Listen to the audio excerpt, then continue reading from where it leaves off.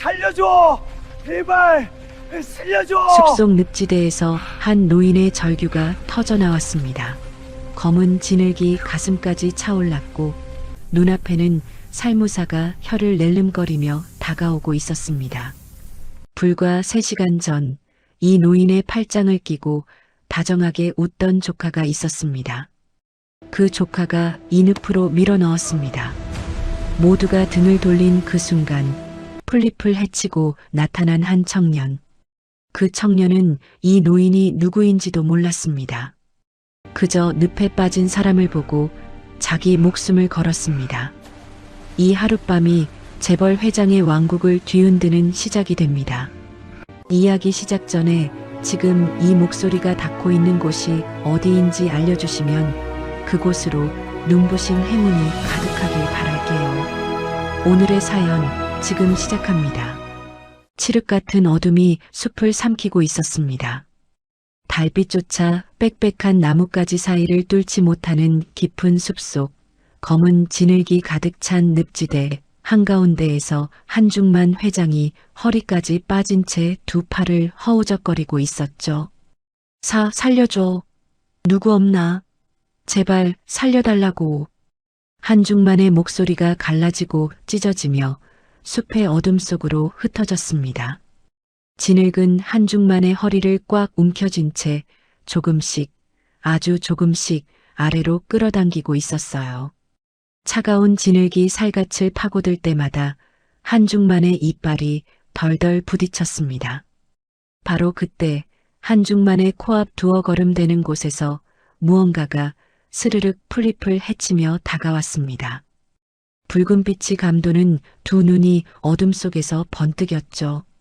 팔뚝만 한 굵기의 살무사 한 마리가 납작한 머리를 들어 올리며 가느다란 혀를 낼름거렸어요. 으아. 한중만의 입에서 신음이 새어나왔습니다. 손가락 하나 까딱하면 뱀이 튀어오를 것 같았죠. 진흙은 계속 가슴팍을 향해 차올랐고 뱀은 또아리를 틀며 목을 세웠어요. 한중만의 눈동자가 공포로 흔들리며 입술이 파랗게 질려갔습니다. 그 순간 어둠을 가르며 한 사내가 뛰어들었습니다. 움직이지 마세요. 낮지만 단단한 목소리가 한중만의 귀를 때렸어요. 후드 달린 낡은 점퍼를 걸친 청년이 헤드랜턴의 불빛을 뱀을 향해 쏘아붙이며 다가왔죠. 청년은 주저없이 왼손으로 뱀의 머리 바로 뒤를 낚아채 움켜쥐었습니다. 뱀이 몸통을 미친 듯이 꿈틀거렸지만 청년의 소나기는 꿈쩍도 하지 않았어요. 청년이 이를 악물고 뱀을 숲 저편으로 힘껏 내던졌습니다. 뱀이 어둠 속으로 사라지자마자 청년은 거침없이 늪 가장자리로 뛰어내려왔죠. 잡으세요. 이거 꽉 잡으세요. 청년이 근처에 굵직한 주목나무가지 하나를 꺾어 한중만에게 내밀었습니다. 한중만이 떨리는 손으로 가지를 움켜잡았어요. 놓으면 안 됩니다. 절대 놓지 마세요. 청년이 허리까지 진흙에 잠기면서도 주목나무 뿌리에 발을 걸치고 온몸에 힘을 짜내 가지를 당겼습니다. 진흙이 꿀꿀거리는 소리를 내며 한중만의 몸을 붙잡고 놓아주질 않았죠. 제발 살려줘. 한중만의 입에서 기어나오는 목소리는 이미 울음이 섞여 있었어요. 국내에서 손꼽히는 대기업의 회장이라는 사람이 지금 생면부지의 청년에게 목숨을 구걸하고 있었습니다. 청년이 이를 악물고 다시 한번 온 힘을 쏟아가지를 잡아당겼습니다. 진흙이 쩍 소리를 내며 한중만의 몸을 조금씩 놓아주기 시작했죠. 조금만 더 버텨요. 청년의 팔뚝에 핏줄이 굵게 솟아올랐어요. 한중만의 상체가 서서히 진흙 위로 올라오는 순간 한중만의 눈이 스르르 감겼습니다. 의식이 빠져나가고 있었죠. 안 돼요. 눈 뜨세요. 눈 떠. 청년이 외치며 마지막 힘을 짜냈습니다. 진흙 밖으로 한중만의 몸이 끌려 나왔고 청년은 한중만을 단단한 땅 위에 눕히고서야 무릎을 꿇으며 거친 숨을 몰아쉬었어요. 한중만의 입술은 시퍼렇게 질려 있었고 온몸이 차가운 진흙투성이었습니다. 숨은 붙어 있었지만 가늘고 위태로웠죠. 이러다 얼어 죽겠어. 청년이 한중만의 손목을 짚으며 인상을 찌푸렸습니다. 바로 그때 덤불 사이에서 후다닥 발자국 소리가 들려왔어요. 거기 누구세요? 떨리는 여자 목소리와 함께 카메라 가방을 맨 젊은 여자가 헤드랜턴 불빛을 비추며 나타났습니다. 야간 출사를 나왔다 길을 잃은 서윤이었죠. 서윤은 진흙투성이의 한중만과 그 옆에 무릎 꿇은 청년을 보자마자 눈이 휘둥그레졌어요. 세상에, 이분 왜 이래요? 서윤이 카메라 가방을 내던지며 달려왔습니다.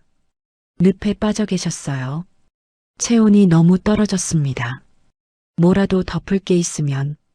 청년이 한중만의 이마에 손을 대며 다급하게 말했어요. 서윤은 한순간도 망설이지 않았습니다. 걸치고 있던 두꺼운 겉옷을 벗어 한중만의 상체를 감쌌죠. 이렇게 하면 돼요? 네, 고맙습니다. 일단 바람을 막아야 해요. 청년이 고개를 끄덕이며 한중만의 젖은 옷깃을 풀어주었습니다.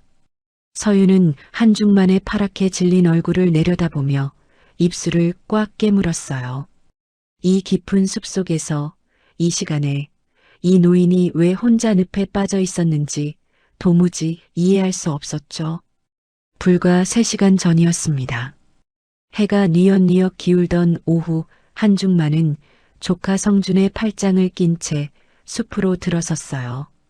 숙부, 요즘 스트레스가 많으시잖아요. 이 길로 가면 전망대가 나오는데 경치가 기가 막힙니다. 성준이 환한 웃음을 지으며 한중만의 등을 토닥였습니다. 그래, 네가 이런 걸 다 챙기고. 고맙다, 성준아. 한중만이 조카의 얼굴을 흐뭇하게 바라보며 웃었죠. 성준은 그 시선을 받으며 눈을 반달로 접었습니다. 하지만 성준이 앞서 걸으며 한중만에게 등을 보인 순간 성준의 입꼬리가 차갑게 올라갔어요. 숙부, 이쪽으로 오세요. 길이 좀 좁은데 제가 앞에서 갈게요.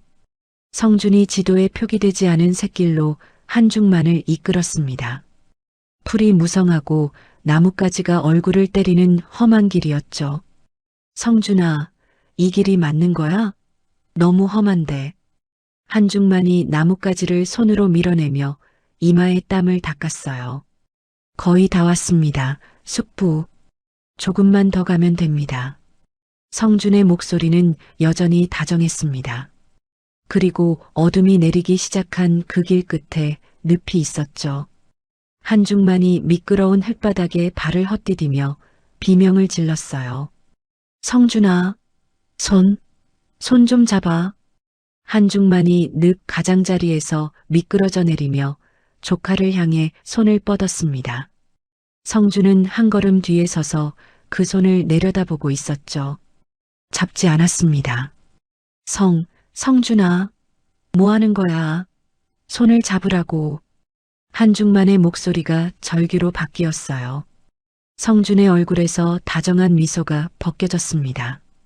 그 아래에는 차갑고 텅 빈 눈동자만 남아 있었죠. 숙부. 성준이 한중만의 허리춤에서 위성 전화기를 빼내 들었습니다. 성준아, 뭐라는 거야? 한중만의 눈동자가 흔들렸어요. 성준이 위성 전화기를 손에서 가볍게 튕기듯 멀리 던져버렸습니다. 전화기가 어둠 속 덤불 너머로 사라지는 소리가 들렸죠. 이게 제일 깔끔하겠더라고요, 숙부. 성준이 고개를 살짝 기울이며 말했습니다. 마치 날씨 이야기를 하듯 담담한 목소리였어요. 네, 네가 나를. 한중만의 입이 벌어졌지만 말이 되어 나오지 않았습니다. 편히 쉬세요, 숙부. 이 숲에서요. 성준이 돌아섰습니다. 늪에 빠져 발버둥 치는 숙부의 절규를 등 뒤로 들으며 성준은 주머니에 손을 찔러 넣고 유유히 숲을 빠져나갔죠. 다시 현재. 청년 진우는 의식을 잃은 한중만의 가슴에 귀를 대어 심장 소리를 확인했습니다. 숨은 쉬고 있는데 이대로 두면 안 돼요. 옮겨야 합니다. 진우가 고개를 들어 서윤을 바라보며 말했어요. 옮기다니 어디로요? 여긴 사방이 숲인데. 서윤이 주위를 둘러보며 되물었습니다. 여기서 1시간쯤 가면 내 연구실이 있어요. 거기로 가야 합니다. 진우가 일어서며 주변의 나무들을 살폈죠. 혼자서 이분을 어떻게 옮겨요? 서윤이 한중만의 축 늘어진 몸을 내려다보며 소리쳤어요. 도와주실 수 있습니까? 진우가 서윤의 눈을 똑바로 바라보며 물었습니다. 서윤은 그 눈빛에서 간절함을 읽었어요. 잠시 입술을 깨물던 서윤이 고개를 끄덕였죠. 뭘 하면 되는데요? 들것을 만들겠습니다. 저 덩굴이랑 나뭇가지 좀 모아주세요. 두 사람은 어둠 속에서 서둘러 주변의 굵은 나뭇가지와 질긴 덩굴을 끌어모았습니다. 진우가 능숙한 손놀림으로 가지를 엮고 덩굴로 묶어들 것을 만들었어요. 서윤은 진우의 손을 지켜보며 숲에서 사는 사람만이 할 수 있는 솜씨라는 걸 느꼈죠. 한중만을 들것 위에 조심스럽게 눕히고 서윤은 다시 한번 겉옷을 여며주었습니다. 잠깐. 서윤이 발걸음을 멈추며 땅바닥을 비추었어요. 늪 가장자리 진흙 위에 고급스러운 금색 단추 하나가 떨어져 있었습니다. 그리고 그 옆으로 큰 사이즈의 등산화 발자국이 선명하게 찍혀 있었죠. 서윤의 눈이 가늘어졌어요. 서윤은 카메라 가방에서 카메라를 꺼내 셔터를 눌렀습니다. 찰칵, 찰칵. 뭐 하는 겁니까? 진우가 고개를 돌리며 물었어요. 모르겠어요. 근데 남겨둬야 할 것 같아서요. 서윤이 카메라를 가방에 넣으며 낮은 목소리로 대답했습니다. 두 사람은 들것의 양쪽을 잡고 어둠 속을 걷기 시작했어요. 한중만의 가느다란 숨소리만이 둘 사이를 오갔습니다. 1시간 남짓 걸었을까 숲 사이에 낡은 오두막 하나가 모습을 드러냈어요. 진우가 삐걱거리는 문을 열고 한중만을 침상에 눕혔습니다. 진우는 선반에서 잎이 넓은 풀한 뭉치를 꺼내 돌절구에 넣고 빠르게 찢기 시작했어요. 이게 뭔데요? 서윤이 코를 찌르는 풀 냄새에 얼굴을 찡그리며 물었습니다. 상처에 바르면 열을 잡아줍니다. 숲에서 직접 캔 거예요. 진우가 으깬 풀을 한중만의 팔과 다리에 난 상처에 조심스럽게 발랐죠. 서윤은 오두막 구석에서 마른 천을 찾아내 한중만의 젖은 옷을 닦아내기 시작했습니다. 이분이 대체 누구길래 이 깊은 숲에서 늪에 빠져 있었을까요? 서윤이 한중만의 손목에 감긴 금빛 시계를 보며 중얼거렸어요. 진우는 대답 대신 현미경 앞에 앉았습니다. 한중만의 상처 부위에서 묻어난 피를 유리판 위에 올려놓고 렌즈를 들여다보았죠. 진우의 눈썹이 서서히 찌푸려졌어요. 이상합니다. 뭐가요? 피 속에 뭔가 섞여 있어요.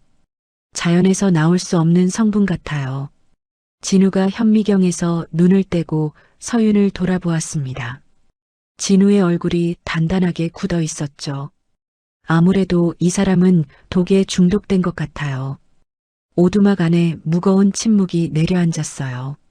그 시각 숲밖 도심의 호텔 스위트룸에서 성준이 전화기를 귀에 대고 있었습니다. 네, 실종 신고 접수했습니다. 회장님께서 산행 중 연락이 두절되셨다고요. 성준이 전화를 끊고 소파에 기대 앉으며 넥타이를 느슨하게 풀었죠. 테이블 위에는 임시 이사회 소집 안건이 적힌 서류가 펼쳐져 있었어요.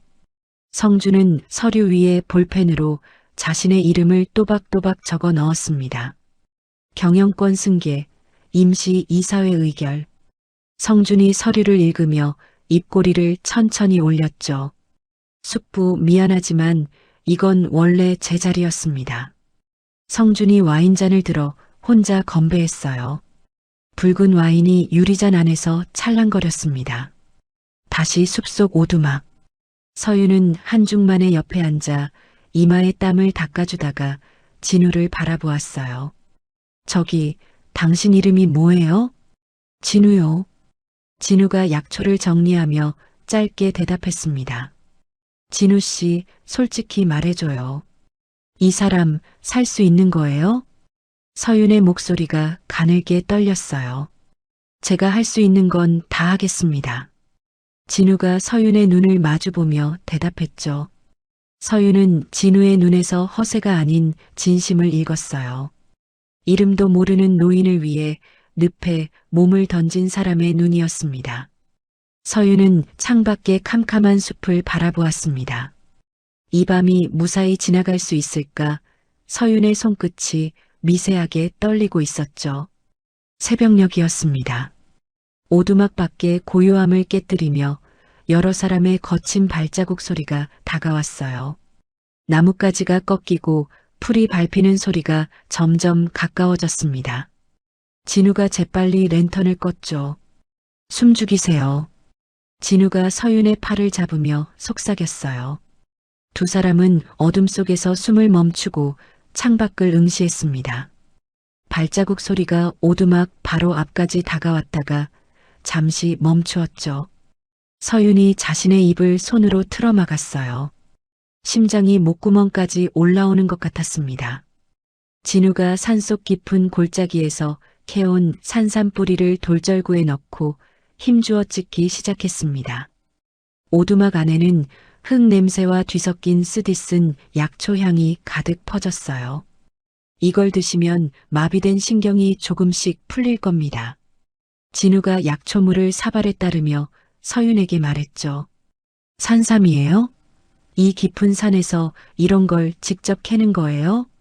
서윤이 놀란 눈으로 진우의 손에 들린 뿌리를 바라보았습니다. 100년은 됐을 겁니다. 아끼던 건데 지금 안 쓰면 의미가 없으니까요. 진우가 한중만의 머리를 조심스럽게 받쳐 올리고 사발을 입술에 가져다 대었어요. 한중만의 목구멍이 느리게 움직이며 약초물을 삼켰습니다. 서윤은 진우가 밤새 한숨도 못 자고 한중만 곁을 지킨 것을 알고 있었죠.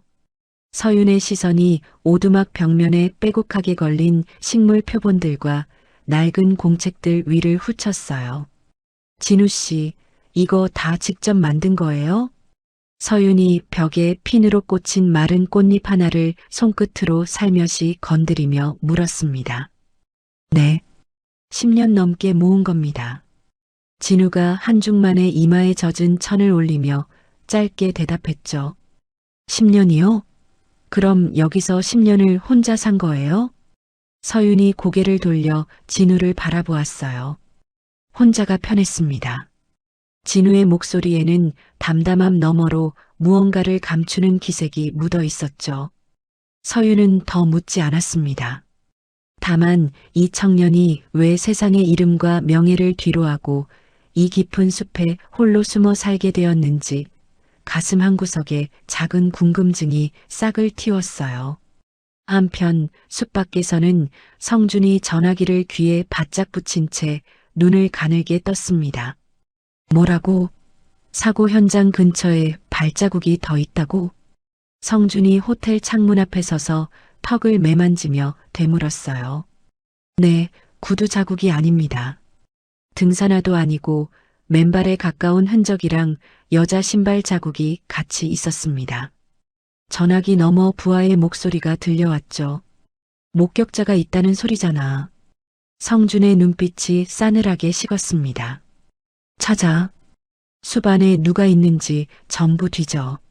사람을 더 넣어서라도. 성준이 전화를 끊고 주먹으로 창틀을 내리쳤어요. 손등에 핏줄이 솟아올랐습니다. 다시 오두막. 진우가 문 앞에 서서 귀를 기울이고 있었어요. 새벽에 들렸던 발자국 소리의 주인들이 다시 돌아올 수 있다는 불안이 진우의 어깨를 짓누르고 있었죠. 서윤 씨, 여기 오래 있으면 안 됩니다. 진우가 낮은 목소리로 말했습니다. 무슨 뜻이에요? 어젯밤에 들은 발자국, 보통 등산객이 아닙니다. 이 근처를 수색하고 있어요. 서윤의 얼굴이 굳었습니다. 그 사람들이 왜 우리를 찾는 건데요? 모릅니다. 하지만 이분을 이 상태로 여기 두고 있다간 전부 위험해집니다. 진우가 한중만 쪽을 턱짓하며 말했어요.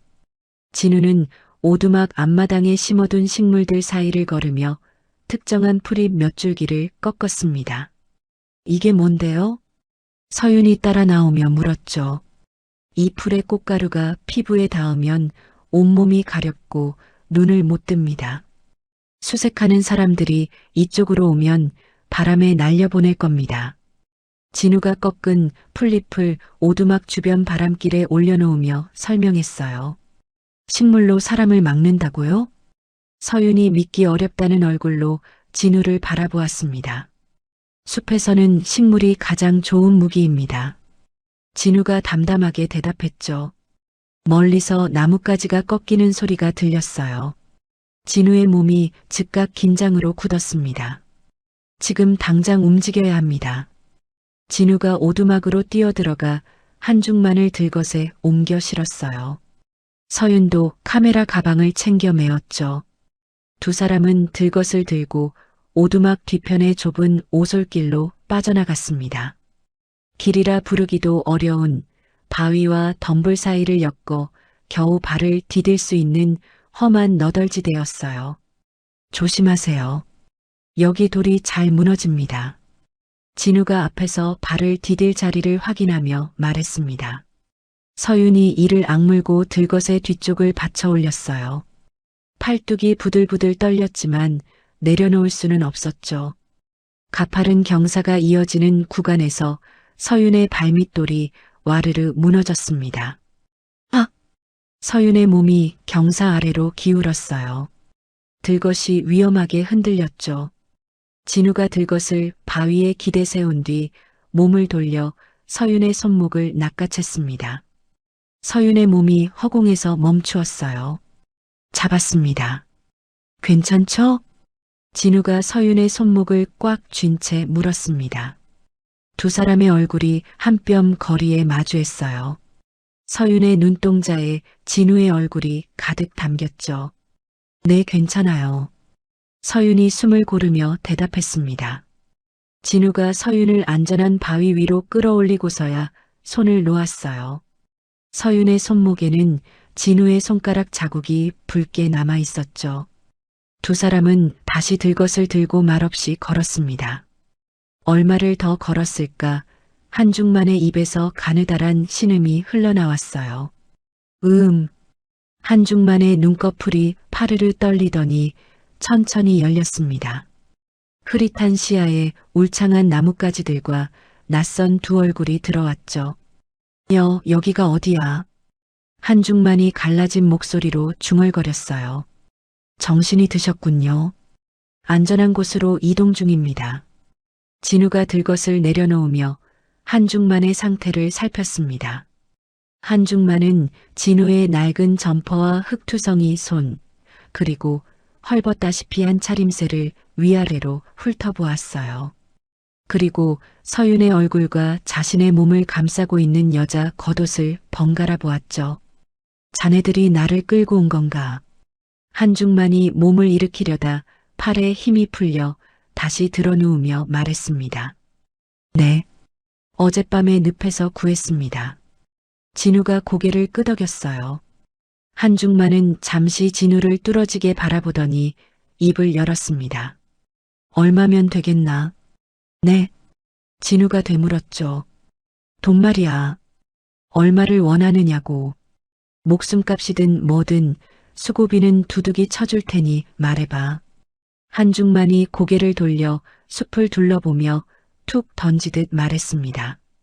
국내 최고의 기업 회장답게 늪에서 건져 올려진 지 반나절도 안 되어 돈으로 상황을 정리하려는 투였어요. 진우의 표정이 굳었습니다. 입술을 한번 꾹 다물었다가 아무 말 없이 고개를 돌려 약초 보따리를 풀기 시작했죠. 서윤은 달랐습니다. 서윤의 두 눈이 활활 타올랐어요. 지금 뭐라고 하신 거예요? 서윤이 한중만 앞으로 성큼 다가서며 말했습니다. 이 사람이 어젯밤에 어떻게 했는지 아세요? 뱀을 맨손으로 잡아 던지고 늪에 같이 빠져가면서 당신을 끌어냈어요. 죽을 수도 있었다고요. 서윤의 목소리가 떨리며 높아졌죠. 그런데 눈 뜨자마자 하는 소리가 얼마를 원하느냐고요? 당신을 죽이려고 그 늪에 누군가 밀어넣은 것 같아요. 한중만의 눈이 커졌습니다. 뭐라고? 발자국이 다 남아 있었다고요. 서윤이 카메라를 꺼내 늪 주변에서 찍은 사진을 한중만의 눈앞에 들이밀었어요. 금색 단추와 큰 등산화 발자국이 선명하게 찍혀 있었습니다. 그리고 당신을 살린 건 이 사람이에요. 이분이 자기 목숨 걸고 당신을 살렸단 말이에요. 서윤이 진우를 가리키며 외쳤죠. 한중만의 입이 벌어졌다가 닫혔습니다. 성준의 얼굴이 머릿속을 스치고 지나갔어요. 숲으로 들어서며 자신의 팔을 다정하게 잡아주던 그 손, 늪 앞에서 손을 내밀었을 때 잡아주지 않던 그 손, 한중만의 턱이 미세하게 떨렸습니다. 두 주먹을 불끈 쥐었다가 힘없이 풀었어요. 성준이가 정말로. 한중만이 중얼거리다 말끝을 흐렸죠. 입을 굳게 다물고 고개를 돌렸습니다. 한중만의 눈가가 붉어졌어요. 진우는 등을 돌린 채 약초를 다듬고 있었습니다. 서윤의 말에도 한중만의 반응에도 아무런 대꾸를 하지 않았죠. 무거운 침묵이 세 사람 사이를 감쌌어요. 같은 시각 도심의 한 방송국 뉴스룸에서는 성준이 미리 흘린 정보가 자막으로 흐르고 있었습니다.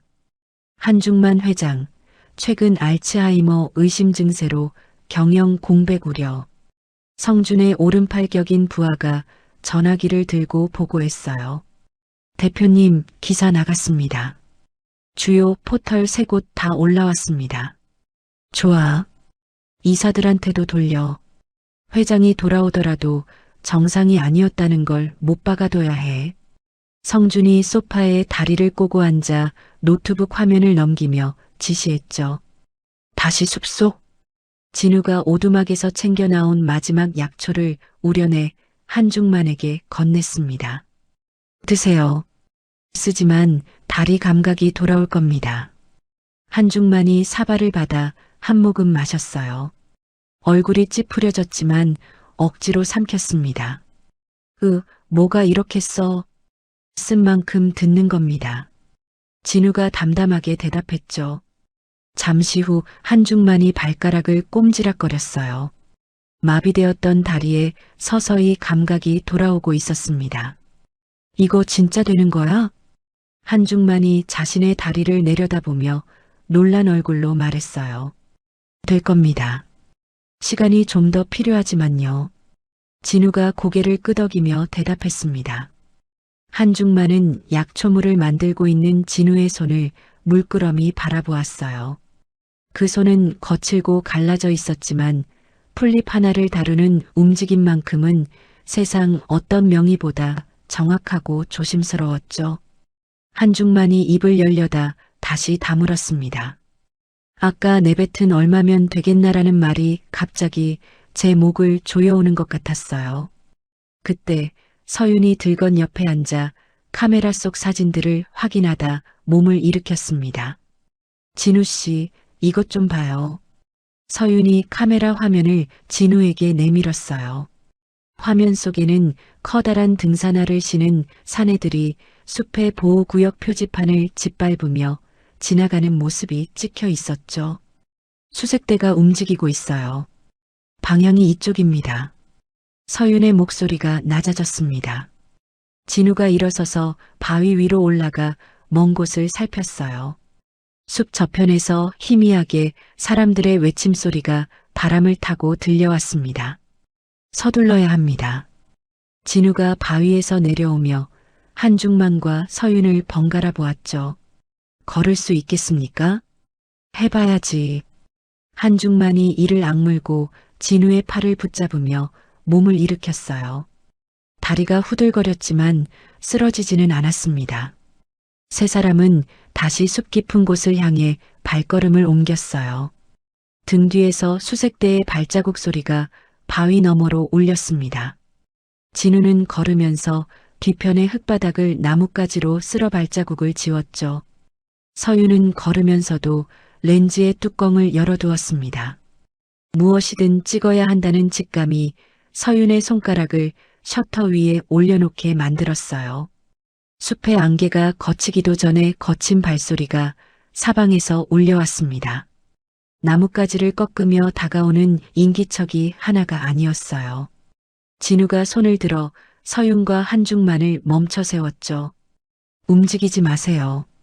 진우가 속삭이며 앞쪽 덤불 사이를 살폈습니다.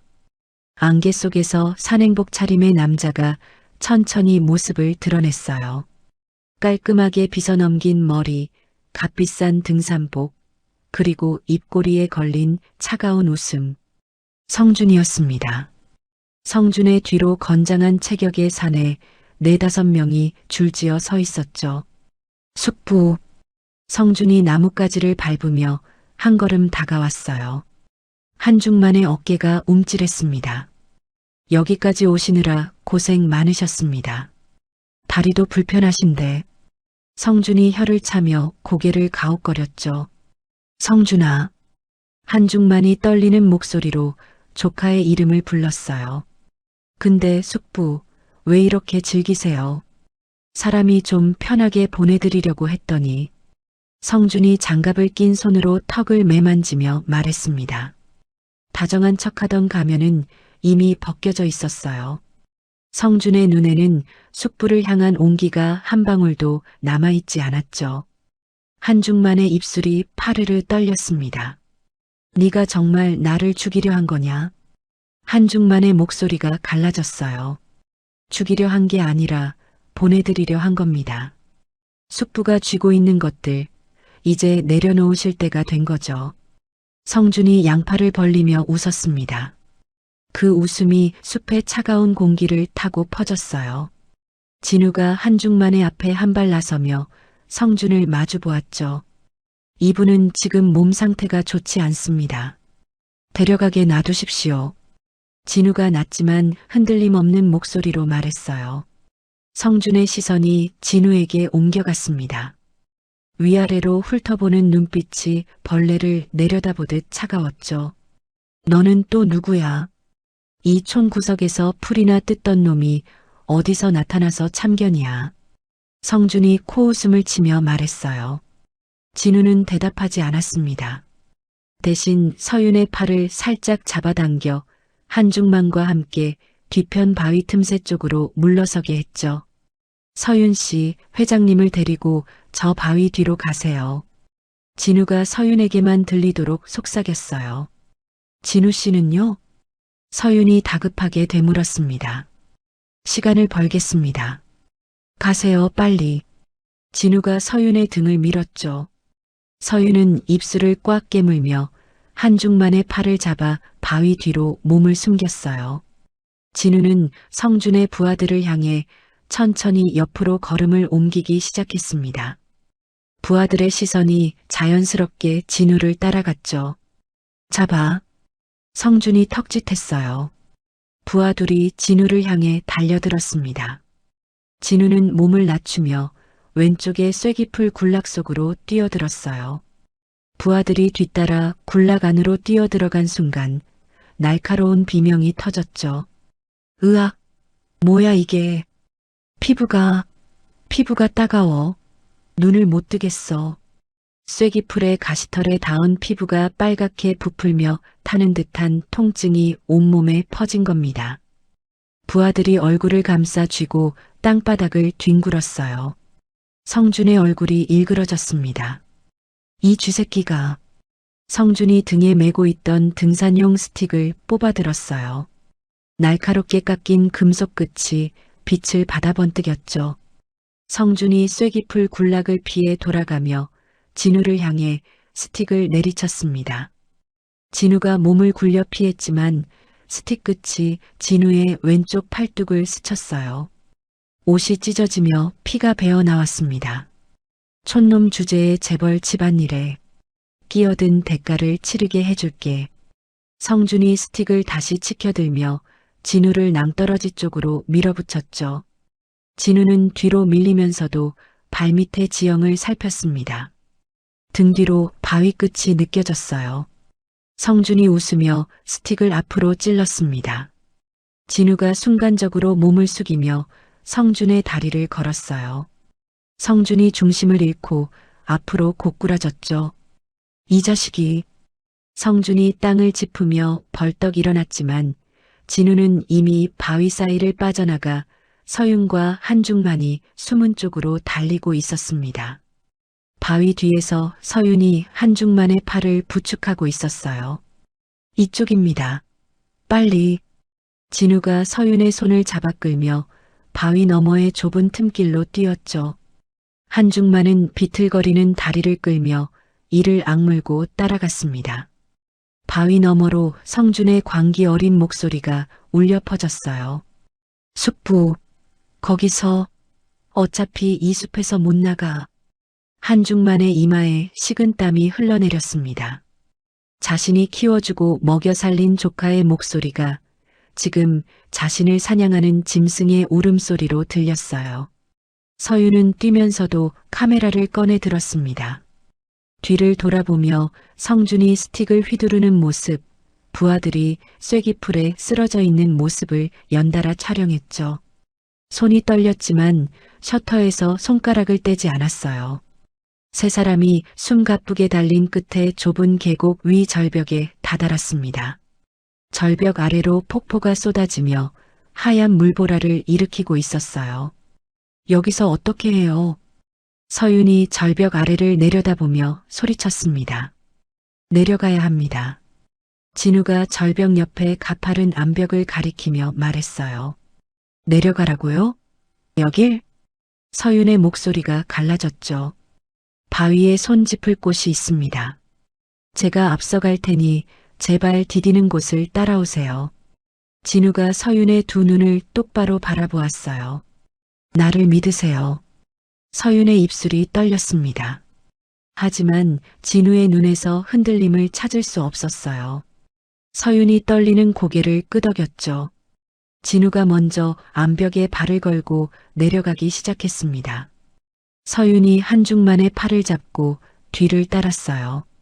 한중만은 이를 악물고 바위를 움켜쥐며 한 발 한 발 내려갔죠. 폭포의 물보라가 세 사람의 온몸을 적셨습니다. 바위가 미끄러웠어요. 서윤의 손가락이 바위에서 미끄러지려는 순간 진우가 아래에서 서윤의 손목을 잡았죠. 괜찮아요. 잡고 있으니까요. 진우가 이를 악물며 서윤의 몸을 지탱했습니다. 절벽 위에서 성준의 얼굴이 나타났어요. 거기서 그 노인네를 넘기면 너희는 살려주겠다. 성준이 절벽 끝에 서서 아래를 내려다보며 외쳤죠. 진우는 대답하지 않았습니다. 성준이 이를 갈며 발밑에 돌을 걷어찼어요. 주먹만 한 돌덩이가 절벽 아래로 굴러떨어졌습니다. 위에서 돌 던진다. 몸 붙여요. 진우가 외치며 한중만과 서윤을 바위 틈새로 밀어넣었죠. 돌덩이가 진우의 오른쪽 어깨를 스치며 떨어져 내렸어요. 진우가 이를 악물며 신음을 삼켰습니다. 진우 씨, 서윤이 비명을 질렀어요. 괜찮습니다. 내려가요. 멈추면 안 돼요. 진우가 오른팔을 움켜쥐며 말했죠. 어깨에서 피가 배어 나왔지만 진우는 한 손으로 바위를 잡고 계속 내려갔습니다. 바위 틈 아래 움푹 파인 굴이 나타났어요. 진우가 서윤과 한중만을 그 안으로 밀어 넣었죠. 여기서 잠깐 숨으세요. 진우가 굴 입구를 등으로 막으며 위를 올려다보았습니다. 성준이 절벽 위에서 또다시 돌을 굴려보냈어요. 돌무더기가 쏟아져 내렸고 진우가 몸으로 굴 입구를 막아냈습니다. 한중만은 굴 안에서 조카의 목소리를 듣고 있었어요. 자신의 돈으로 유학을 보내주고 자신의 품에서 키워주고 자신의 회사를 물려주려 했던 조카. 그 조카가 지금 자신의 머리 위에서 돌을 던지며 죽으라고 외치고 있었죠. 한중만의 두 손이 부르르 떨렸습니다. 주먹을 쥐려 해도 힘이 들어가지 않았어요. 분노인지 슬픔인지 알 수 없는 것이 가슴 밑바닥에서 치밀어 올랐죠. 그 사이 서윤의 발이 뭔가를 밟았어요. 가죽 가방이었습니다. 이게 뭐지? 서윤이 가방을 열었어요. 안에는 서류 묶음이 빼곡하게 들어 있었죠. 성준의 수행 비서가 겁에 질려 도망치다 떨어뜨린 것이었습니다. 서윤이 서류를 펼쳐 진우에게 내밀었어요. 진우 씨, 이거 봐요. 진우가 서류를 받아들고 눈을 훑었습니다. 진우의 손가락이 멈추었어요. 이건 계약서 같은데요. 진우가 서류를 한중만에게 보여주었죠. 한중만이 떨리는 손으로 서류를 받아들었습니다. 한 장 한 장 넘길 때마다 한중만의 얼굴에서 핏기가 빠져나갔어요. 이게 전부 성준이가. 한중만의 손에서 서류가 떨어졌습니다. 한중만은 두 손으로 얼굴을 감싸쥐며 고개를 떨구었어요. 밖에서 빗방울이 떨어지기 시작했습니다. 처음에는 한두 방울이었지만 순식간에 하늘이 무너지듯 폭우가 쏟아졌죠. 계곡물이 눈에 띄게 불어나며 바위를 삼키기 시작했어요. 절벽 위에서 성준이 쏟아지는 빗줄기 속에서 아래를 내려다보았습니다. 이 빗줄기에 저 계곡물이면 끝이야. 성준이 젖은 머리카락을 쓸어 넘기며 중얼거렸어요. 가자. 어차피 죽었어. 성준이 부하들을 이끌고 절벽에서 물러났습니다. 굴 안에서 진우는 불어나는 물소리를 듣고 있었어요. 서윤이 떨리는 눈으로 진우를 바라보았죠. 진우 씨, 우리 어떡해요? 방법이 있습니다. 진우가 굴 밖으로 고개를 내밀어 빗줄기 속 지형을 살폈어요. 불어난 물이 계곡을 따라 흘러내리며 흙탕물이 되어온 사방을 덮고 있었죠. 이 물길을 따라가면 숲에서 가장 깊은 곳으로 갈 수 있습니다. 거기는 아무도 모르는 곳이에요. 진우가 서윤과 한중만을 돌아보며 말했습니다. 가장 깊은 곳이라니 거기가 어딘데요? 서윤이 물었어요. 금지된 숲이라고 부르는 곳입니다. 거기까지 가면 당분간은 안전해요. 진우가 한중만의 팔을 잡아 일으켰죠. 세 사람은 쏟아지는 빗속으로 몸을 던졌습니다. 흙탕물이 발목을 잡았지만 멈출 수 없었어요. 진우가 앞서 걸으며 물길을 헤쳐나갔고 서윤이 한중만을 부축하며 뒤를 따랐죠. 빗소리가 숲을 삼키며 세 사람의 발자국을 지워주었습니다. 다음 날 아침 안개가 자욱하게 내려앉은 숲은 온통 젖은 흙 냄새로 가득했습니다. 진우가 쓰러진 나무 밑에 임시로 만든 은신처에서 먼저 눈을 떴어요. 오른쪽 어깨가 욱신거렸지만 진우는 인상을 찌푸리며 몸을 일으켰죠. 서윤이 한중만의 옆에서 웅크린 채 잠들어 있었습니다. 한중만은 눈을 감고 있었지만 가슴이 규칙적으로 오르내리는 걸 보니 숨은 안정되어 있었어요. 진우가 은신처 밖으로 나가 주변을 살피던 중 어제 발견한 가죽 가방이 보였습니다. 가방을 뒤져보니 작은 기계가 나왔어요. 이게 뭐지?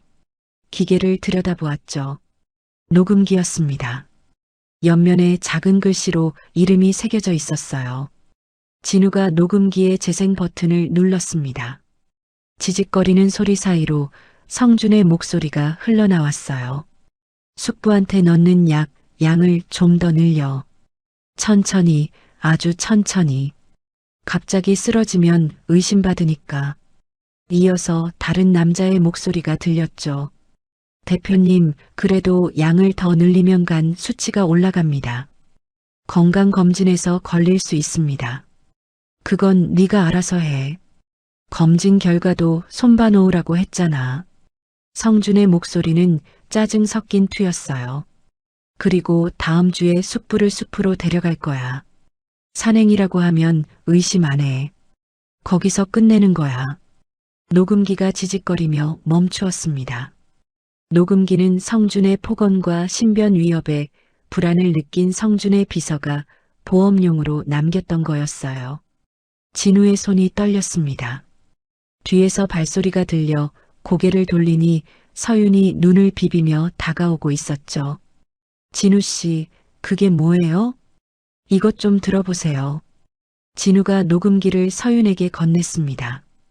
서윤이 귀에 대고 재생 버튼을 눌렀어요. 성준의 목소리가 흘러나오자 서윤의 얼굴이 하얗게 질렸습니다. 이건 약을 탄 거예요? 회장님한테? 서윤의 목소리가 떨렸죠. 그렇습니다. 어젯밤 피에서 나온 성분이 이거랑 맞아떨어져요. 처음부터 계획된 겁니다. 진우가 이를 악물며 말했어요. 서윤이 녹음기를 쥔 손에 힘을 주었습니다. 손가락 끝이 하얗게 변했어요. 이 사람은 진짜... 서윤이 말끝을 잇지 못했죠. 그때 안개 속에서 무거운 발소리가 들려왔습니다. 진우가 본능적으로 서윤의 앞을 막아섰어요. 안개를 가르며 커다란 그림자가 나타났습니다. 백발의 노인이 거대한 멧돼지 사체를 한쪽 어깨에 메고 다른 손에는 길고 날카로운 사냥용 칼을 들고 서 있었죠. 노인의 눈이 진우와 서윤을 훑더니 그 뒤에 누워있는 한중만에게 멈추었어요. 노인의 얼굴이 돌처럼 굳었습니다. 너희 여기서 뭘 하고 있는 거냐? 노인이 칼을 앞으로 내밀며 낮고 거친 목소리로 물었어요. 저희는 해칠 생각이 없습니다. 이분이 다쳐서 피신하고 있는 겁니다. 진우가 두 손을 들어 보이며 대답했죠. 노인의 시선이 다시 한중만의 얼굴에 꽂혔습니다. 노인의 눈동자가 흔들렸어요.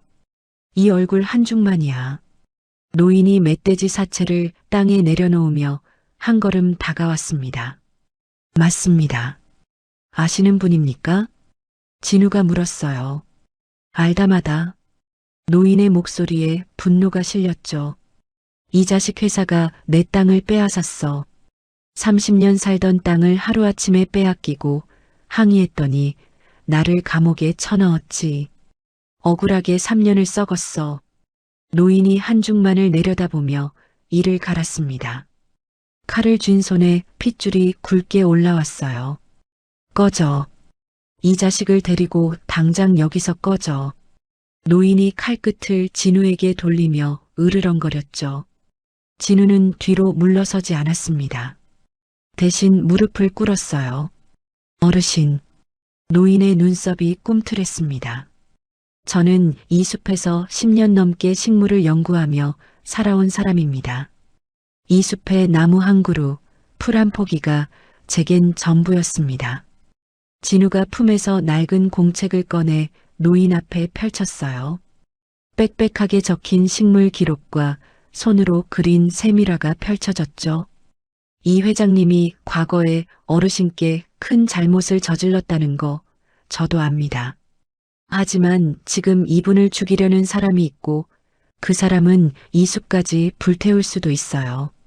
진우의 목소리가 단단했어요. 노인의 눈이 가늘어졌습니다. 불태운다고? 네. 어젯밤에 쫓아온 자들이 있습니다. 회장님의 조카가 보낸 사람들이에요. 그 사람들은 우리를 찾기 위해 숲에 불을 지를 겁니다. 서윤이 진우의 옆에서 카메라를 꺼내 노인 앞에 내밀었어요. 어르신, 이것 좀 보세요. 서윤이 카메라 화면을 넘겼습니다. 성준의 부하들이 숲의 보호구역 표지판을 짓밟는 사진, 나무를 꺾으며 지나간 흔적, 그리고 기름통 같은 것을 나르는 모습이 찍혀 있었죠. 노인의 눈이 커졌어요. 이놈들이 내 숲에서 이런 짓을... 노인의 목소리가 떨렸습니다.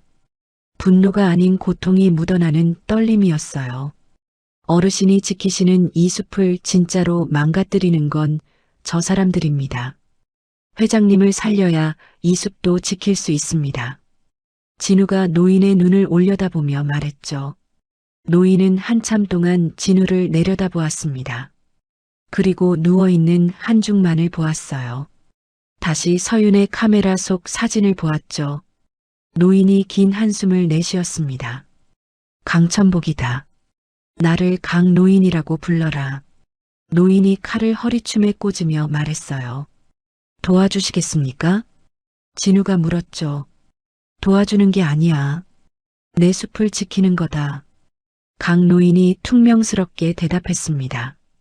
바로 그 순간 숲 저편에서 매캐한 연기 냄새가 바람을 타고 날아왔어요. 네 사람의 고개가 동시에 돌아갔습니다. 숲 동쪽 하늘이 벌겋게 물들어 있었어요. 불이야. 강노인의 얼굴이 사색이 되었죠. 이쪽으로 와. 빨리. 강노인이 앞장서서 덤불 사이를 헤치기 시작했습니다. 진우가 한중만을 부축하고 서윤이 뒤를 따랐어요. 강노인은 바위와 바위 사이에 숨겨진 좁은 틈으로 몸을 밀어 넣었습니다. 틈 안은 사람 하나가 겨우 지나갈 수 있는 비밀 통로였죠. 여기가 어딘데요? 서윤이 좁은 통로 벽에 어깨를 부딪히며 물었어요. 지하수로다. 이 산 밑으로 물길이 나 있어. 바깥 놈들은 이 길을 몰라. 강노인이 앞서 걸으며 대답했습니다. 수로 안은 축축하고 어두웠어요. 발밑으로 차가운 물이 졸졸 흘렀죠. 강노인이 품에서 낡은 횃불을 꺼내 불을 붙이자 수로 벽이 주황빛으로 드러났습니다. 강노인이 수로의 한쪽 벽 앞에서 멈추었어요. 벽에 기름종이로 쌓인 묶음이 틈새에 끼워져 있었죠. 강노인이 그것을 꺼내 펼쳤습니다. 낡은 지도였어요. 이게 뭡니까? 진우가 지도를 들여다보며 물었죠. 이 산 아래에 뭐가 묻혀 있는지 아느냐? 강노인이 진우를 바라보며 말했습니다. 몰라요. 뭔데요?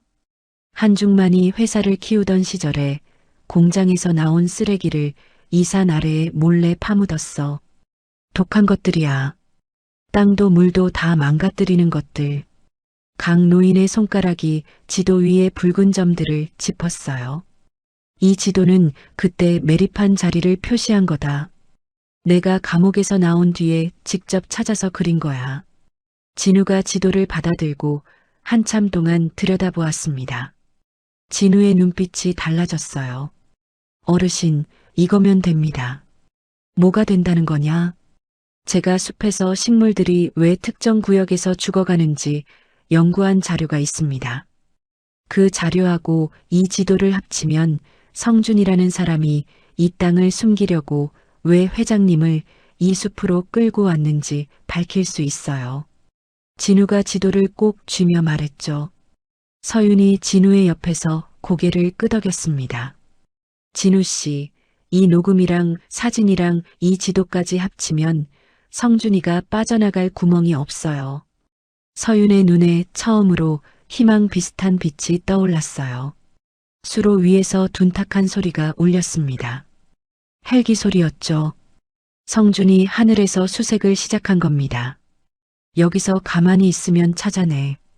움직여야 해. 강노인이 횃불을 들어 수로 안쪽을 비추며 걸음을 재촉했어요. 진우가 한중만을 부축하며 뒤를 따랐습니다. 한중만은 지금까지 한마디도 하지 않고 있었어요. 회장님. 진우가 한중만의 얼굴을 살피며 불렀죠. 한중만이 고개를 들었습니다. 한중만의 눈은 충혈되어 있었고 입술은 바짝 말라 갈라져 있었어요. 이 지도에 있는 매립지, 회장님 회사가 한 일이 맞습니까? 진우의 물음에 한중만이 긴 침묵 끝에 입을 열었습니다. 맞다. 한중만의 목소리가 바닥을 기었어요. 그때는 그게 나쁜 줄도 몰랐어. 아니, 알면서도 눈을 감았지. 돈이 되니까. 한중만이 수로 벽에 등을 기대며 고개를 떨구었습니다. 그 땅에서 살던 사람이 바로 강 어르신입니다. 진우가 낮은 목소리로 말했죠. 한중만이 강 노인을 바라보았어요. 강 노인은 등을 돌린 채 앞만 보고 걷고 있었습니다. 강 선생. 한중만이 강 노인의 등을 향해 입을 열었어요.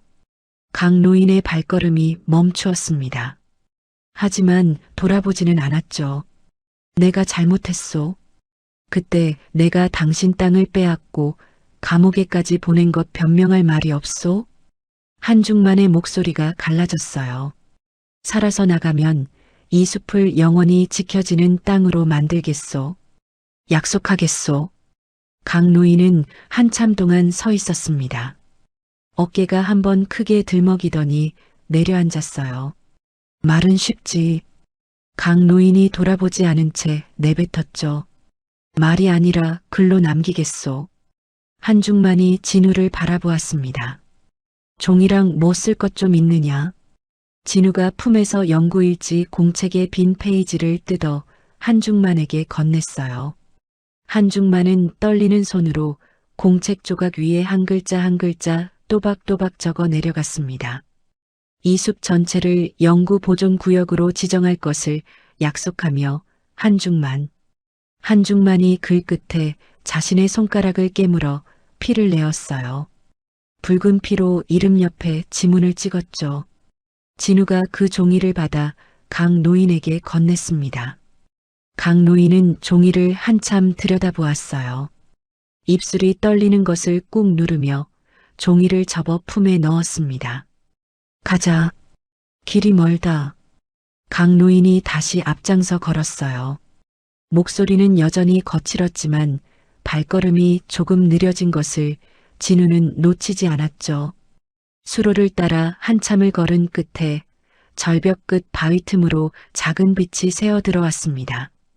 여기가 포위망이 가장 허술한 곳이다. 이 길로 내려가면 숲밖 도로가 나온다. 강 노인이 바위 틈을 가리키며 말했어요. 어르신은요? 진우가 물었죠. 나는 숲에 남는다. 저 불길을 잡아야 해. 강 노인이 뒤를 돌아보았습니다. 수로 저편에서 연기 냄새가 진하게 밀려오고 있었어요. 어르신, 위험합니다. 내 숲이야. 내가 지키는 게 당연하지. 강 노인이 진우의 어깨를 한번 툭 치며 말했어요. 가거라. 여기서 빠져나가면 내가 알려준 길 끝에 사람이 있다. 내 이름을 대면 도와줄 거야. 진우가 강 노인의 손을 두 손으로 잡았습니다. 반드시 돌아오겠습니다. 강 노인이 손을 빼며 고개를 저었어요. 안 돌아와도 된다. 숨만 지켜지면 그만이야. 강 노인이 돌아서서 수로 안쪽 어둠 속으로 걸어 들어갔습니다. 횃불의 불빛이 점점 작아지다가 사라졌어요. 서윤이 바위 틈 밖으로 먼저 빠져나갔습니다. 진우가 한중만을 부축하며 뒤를 따랐죠. 절벽 아래로 좁은 산길이 이어졌고 산길 끝에 비포장 도로가 보였어요. 도로 위에 낡은 트럭 한 대가 서 있었습니다. 서윤이 카메라 가방 안에서 녹음기를 꺼내 꼭 쥐었어요. 진우는 품 안의 지도를 한번 만져보았죠. 세 사람이 비틀거리며 도로 위에 발을 디딘 순간 트럭 운전석에서 모자를 눌러 쓴 남자가 내렸습니다. 강 영감이 보냈나? 남자가 세 사람을 훑어보며 물었어요. 네. 강 어르신이 알려준 길로 왔습니다. 진우가 대답했죠. 남자가 고개를 끄덕이며 트럭 뒷문을 열었습니다. 타. 빨리. 세 사람이 트럭에 올라탔어요. 트럭이 비포장 도로를 달리기 시작했습니다. 서윤이 흔들리는 트럭 안에서 카메라 가방의 지퍼를 열고 전원 버튼을 눌렀어요. 위성 신호가 잡혔습니다. 서윤의 손가락이 빠르게 움직였죠. 녹음 파일과 사진 파일을 하나씩 골라 안전한 저장소로 보내기 시작했어요. 뭘 하는 겁니까? 진우가 물었습니다. 보험이에요. 이 증거들 우리 손에만 있으면 안 돼요. 어디서든 꺼낼 수 있게 해놓는 거예요. 서윤이 화면에서 눈을 떼지 않으며 대답했죠. 전송 완료. 서윤이 길게 숨을 내쉬었습니다. 트럭은 어둠이 내리는 산길을 달렸어요. 한중만은 트럭 구석에 기대 앉아 눈을 감고 있었습니다. 한중만의 입술이 소리 없이 움직였어요. 성준아, 이 숙부가 대체 뭘 잘못한 거냐? 아무도 듣지 못한 그 한마디가 흔들리는 트럭 안에서 사라졌습니다. 낡은 트럭이 멈춘 곳은 도심에서 한참 벗어난 외진 마을의 허름한 단층 집이었습니다. 담장 너머로 빛이 새어나오고 있었어요. 진우가 먼저 내려 한중만을 부축하고 서윤이 뒤를 따랐죠. 현관문이 열리며 안경을 쓴 중년 남자가 나타났습니다. 양복 위에 낡은 조끼를 걸친 차림이었어요. 남자는 한중만의 얼굴을 보자마자 두 손으로 입을 막았습니다. 회장님, 최 변호사. 한중만이 갈라진 목소리로 남자의 이름을 불렀어요. 최 변호사가 허둥지둥 달려와 한중만의 팔을 잡았습니다. 살아계셨습니까? 세상에, 살아계셨어요. 최 변호사의 안경 너머로 눈가가 붉어졌죠. 들어가서 얘기하자. 서 있기가 힘들다. 한중만이 최 변호사의 어깨에 기대며 말했어요. 네 사람이 안으로 들어섰습니다. 작은 거실에 낡은 소파와 서류 더미가 쌓인 책상이 놓여 있었죠. 최 변호사가 한중만을 소파에 앉히고 물을 가져왔어요. 여긴 어떻게? 한중만이 주위를 둘러보며 물었습니다. 성준이한테 밀려난 뒤로 여기서 지내고 있었습니다. 제가 알고 있는 것들이 위험하니까 숨어 있는 수밖에 없었어요. 최 변호사가 안경을 고쳤으며 대답했죠. 성준이가 뭘 했는지 알고 있었느냐? 한중만이 최 변호사의 눈을 바라보며 물었어요. 일부는 알고 있었습니다. 그래서 막으려다가 이 꼴이 된 거지요. 최 변호사가 쓴웃음을 지었습니다. 진우가 품에서 강 노인에게 받은 지도와 녹음기를 꺼내 책상 위에 올렸어요. 이게 뭡니까? 최 변호사가 지도를 펼치며 물었죠. 성준이가 회장님을 숲으로 끌고 간 진짜 이유입니다. 이 매립지 위치가 세상에 알려지면 회사가 망하거든요. 성준이는 회장님을 없애고 이걸 덮으려 한 겁니다. 진우가 지도 위에 붉은 점들을 짚으며 설명했어요. 최 변호사의 얼굴이 굳었습니다. 녹음기도 들어보세요. 성준이가 회장님한테 약을 탄 것부터 숲으로 유인한 계획까지 다 들어 있습니다. 서윤이 녹음기를 최 변호사 앞에 내밀었죠. 최 변호사가 녹음기를 재생했어요. 성준의 목소리가 흘러나올 때마다 최 변호사의 입술이 점점 일자로 굳어졌습니다. 녹음을 다 듣자. 최 변호사가 안경을 벗어 이마를 눌렀어요. 이 정도면 됩니다. 이 정도면 성준이를 끝장낼 수 있어요. 최 변호사가 안경을 다시 쓰며 고개를 들었죠. 근데 시간이 없습니다. 성준이가 해외 사람들하고 손잡고 회사의 핵심 기술을 넘기는 계약을 일주일 뒤에 하기로 했어요. 일주일? 한중만이 몸을 일으키며 되물었습니다. 네. 회장님이 돌아가셨다고 판단하는 순간 그 계약에 도장을 찍을 겁니다. 최 변호사가 서류 더미에서 문서 하나를 뽑아 한중만에게 건넸어요. 한중만이 서류를 읽는 동안 손이 떨렸습니다. 이놈이 회사를 통째로 팔아먹으려고. 한중만의 이빨 사이에서 쉭 하는 바람 소리가 새어나왔죠. 진우는 최 변호사가 마련해둔 작은 방에서 숲에서 가져온 약초를 꺼내 놓았습니다. 남은 약초는 많지 않았지만 진우는 한 입 한 입을 아끼며 다려 한중만에게 건넸어요. 이걸 사흘만 더 드시면 혼자 걸을 수 있을 겁니다. 진우가 사발을 한중만 앞에 놓으며 말했죠. 한중만이 사발을 들어 한 모금 마셨습니다. 여전히 쓴맛에 얼굴이 찌푸려졌지만 이번에는 군소리 없이 끝까지 비웠어요. 진우야. 한중만이 빈 사발을 내려놓으며 진우를 불렀습니다. 네. 네가 아니었으면 나는 그 늪에서 죽었다. 한중만이 진우의 눈을 똑바로 바라보았어요. 그건 누구라도 했을 겁니다. 진우가 고개를 숙이며 대답했죠. 아니야. 아무도 안 해. 한중만의 목소리가 떨렸습니다.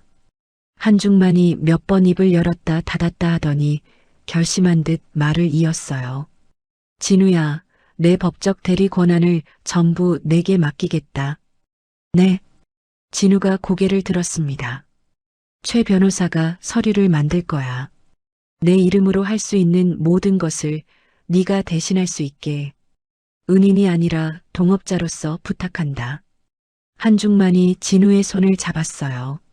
마른 손이었지만 힘이 들어가 있었죠. 진우는 한참 동안 한중만의 눈을 바라보았습니다. 제가 할 수 있는 건 식물밖에 모릅니다. 그 식물이 나를 살렸잖아. 그 식물로 그놈을 끝낼 수 있어. 한중만이 진우의 손을 놓지 않았어요. 진우가 천천히 고개를 끄덕였습니다. 최 변호사가 바로 서류 작업에 들어갔어요. 한중만의 서명이 들어간 공증 서류가 만들어졌죠. 그날 밤 서윤은 작은 방에서 노트북을 펼쳤습니다. 서윤이 아는 독립매체 기자에게 연락을 넣었어요. 나야. 큰 건이 있어. 숲에서 실종된 회장 이야기 들어봤지? 들었지. 알츠하이머라고 떠들던데. 그거 다 거짓말이야. 조카가 죽이려고 한 거야. 증거 있어. 전화기 너머에서 잠시 침묵이 흘렀어요. 보내줘. 바로 기사 나갈 수 있게. 서윤이 전화를 끊고 사진 파일 몇 장을 골라 전송했습니다. 숲이 훼손된 현장 사진과 성준의 부하들이 찍힌 사진이었죠. 전부 보내는 건 아직 안 돼요. 조금씩 천천히 흘려야 해요. 서윤이 진우에게 말했어요. 왜 한꺼번에 안 보내는 겁니까? 한꺼번에 터뜨리면 성준이가 미리 막을 수 있어요. 조금씩 흘려서 불안하게 만들어야 해요. 언제 뭐가 터질지 모르게. 서윤의 눈이 차분하게 빛났습니다. 카메라만 들던 사람이 아니었어요. 서윤은 사진이 세상을 바꿀 수 있다는 걸 아는 사람이었죠. 진우는 서윤의 옆에 앉아 숲에서 가져온 식물 데이터를 정리하고 있었습니다. 진우 씨, 네. 우리 끝까지 같이 가는 거죠? 서윤이 노트북에서 눈을 떼지 않은 채 물었어요. 그럴 생각입니다. 진우가 공책에서 눈을 떼지 않은 채 대답했죠. 서윤의 입꼬리가 살짝 올라갔습니다. 다음 날 아침 최 변호사가 거실에 4사람을 모았어요. 성준이의 돈 흐름을 추적했습니다. 성준이가 해외에 넘기려는 회사 지분 중에 상당수가 다른 사람 이름으로 관리되는 불법 자산이에요. 최 변호사가 서류를 펼치며 설명했죠. 쉽게 말하면 어떻다는 거요? 한중만이 물었습니다. 성준이가 계약에 도장을 찍는 순간 불법으로 모은 돈이 전부 드러나게 만들 수 있다는 뜻입니다. 도장을 찍게 내버려두면 오히려 성준이가 덫에 걸리는 거예요. 최 변호사가 안경 너머로 한중만을 바라보며 말했어요. 한중만이 천천히 고개를 끄덕였습니다. 그놈이 스스로 무덤을 파게 만드는 거로군. 네. 하지만 성준이가 계약을 서두르게 만들려면 미끼가 필요합니다. 최 변호사가 진우를 바라보았죠. 진우가 고개를 들었어요. 제가 미끼가 되면 됩니까? 진우 씨의 식물 연구, 그걸 사업으로 포장하는 겁니다. 성준이가 탐낼 만한 기술로 보이게 만들면 성준이가 직접 찾아올 거예요.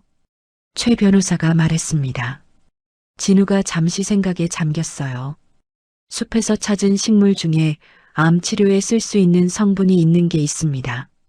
아직 연구 단계지만 소문을 내면 성준이가 물 겁니다. 그거면 됩니다. 최 변호사가 고개를 끄덕였죠. 한중만이 소파에서 몸을 일으켰어요. 약초 덕분인지 다리에 힘이 돌아오고 있었습니다. 한중만이 테이블 위에 펜을 집어 종이 한 장에 무언가를 적었어요. 최 변호사. 네, 회장님. 이걸 성준이한테 전해. 내가 모든 권한을 포기하겠다고. 친필로 쓴 거니까 믿을 거야. 한중만이 종이를 최 변호사에게 건넸습니다. 회장님, 이게 무슨... 최 변호사가 종이를 받아들며 놀란 얼굴로 되물었어요. 거짓이야. 성준이를 방심하게 만들 거야. 그놈이 다 이겼다고 착각하게. 한중만의 눈에 예전의 날카로움이 돌아와 있었습니다. 늪에서 끌려 나온 노인의 얼굴이 아니었어요. 수십 년간 기업을 일군 사냥꾼의 얼굴이었죠. 성준이가 이걸 받으면 축배를 들 겁니다. 방심한 놈은 실수를 해. 실수하는 놈은 무너져. 한중만이 펜을 테이블에 내려놓으며 말했어요. 서윤은 한중만의 달라진 모습을 바라보며 카메라 끈을 고쳐 맸습니다. 그날 저녁 서윤이 고른 녹음 파일 일부가 익명으로 퍼져나갔어요. 성준의 목소리가 담긴 짧은 조각이었죠. 거기서 끝내는 거야. 그 한마디가 사람들의 입에 오르내리기 시작했습니다. 성준은 호텔방에서 노트북 화면을 노려보고 있었어요. 이게 어디서 나온 거야? 성준이 테이블을 내리치며 소리쳤습니다. 와인잔이 넘어져 붉은 액체가 하얀 테이블보 위로 번졌어요. 성준의 전화기가 쉴 새 없이 울렸죠. 대표님, 이사 3명이 전화를 안 받습니다. 대표님, 주가가 빠지고 있습니다. 성준의 이마에 핏줄이 솟았어요. 계약을 앞당겨. 내일 당장 만나자고 해. 성준이 전화기를 귀에 대며 다급하게 지시했습니다. 최 변호사가 준비해둔 덫이 성준의 발밑에서 서서히 조여오고 있었어요. 진우는 작은 방 책상에 앉아 새 공책을 펼쳤습니다. 숲에서 잃어버린 연구일지 대신 새로운 기록을 시작했어요. 첫 페이지에 한 줄을 적었죠. 숲이 태워진 날부터. 진우가 펜을 내려놓고 창밖의 어둠을 바라보았습니다. 석 달이 흘렀습니다. 서울 한복판의 대형 컨벤션홀 앞에 검은 승용차 한 대가 멈춰 섰어요. 뒷문이 열리며 깔끔한 감색 정장을 차려입은 진우가 내렸습니다. 석 달 전 숲속에서 낡은 점퍼를 걸치고 약초를 캐던 청년의 모습은 어디에도 없었죠. 진우는 한중만의 지원 아래 세운 식물 바이오 회사의 대표로서 이 자리에 선 거였어요. 컨벤션홀 안은 정재계 인사들로 가득 차 있었습니다. 오늘은 성준이 추진하는 환경보건 사업의 파트너를 발표하는 자리였죠. 진우가 홀 안으로 들어서자 사방에서 시선이 쏠렸어요. 저 사람이 요즘 난리인 그린 바이오 대표래. 숲에서 캔 식물로 오염된 땅을 살린다면서. 기술 시연 영상 봤는데 대단하더라고. 수군거리는 소리가 진우의 귀를 스쳤습니다. 진우는 표정을 바꾸지 않고 홀 중앙을 향해 걸었어요. 홀 한쪽에서 서윤이 카메라를 들고 서 있었습니다. 서윤은 일주일 전에 연사진전 덕분에 환경사진작가로 이름이 알려져 있었죠. 숲이 불타는 사진, 짓밟힌 야생화 사진들이 사람들의 가슴을 흔들었어요. 사진 속에 성준의 만행이 숨어 있다는 걸 아는 사람은 아직 없었습니다. 서윤이 카메라 너머로 진우와 눈을 마주쳤어요. 서윤이 살짝 고개를 끄덕였고 진우도 눈빛으로 답했죠. 진우 대표님이시죠? 뒤에서 누군가 다가왔습니다. 돌아보니 값비싼 양복에 금색 커프스 단추를 단 남자가 서 있었어요. 성준이었습니다. 성준이 환하게 웃으며 손을 내밀었죠. 성준입니다. 이번 사업의 총괄을 맡고 있습니다. 진 대표님 회사 기술이 정말 대단하더군요. 직접 뵙게 되어 영광입니다.